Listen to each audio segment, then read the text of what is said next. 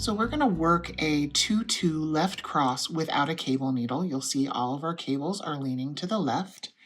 Working yarn is going to be in the back for this one. We're going to slip the first 2 stitches purlwise with the yarn in the back. We're going to knit the next 2 stitches in line. And then we're going to take our left hand needle tip, insert it into the front of those 2 slipped stitches. You're going to have something that looks like this. Now, I like to put this into kind of a cross shape or an X so that things don't go anywhere. I'm going to keep my fingers kind of on here. I'm going to slide my right hand needle tip out of all these stitches and then only back in to the ones that have already been knit. So then they're here, my working yarn is here, and I'm going to knit those 2 stitches that got slipped and moved around. And I have a 2-2 left cross.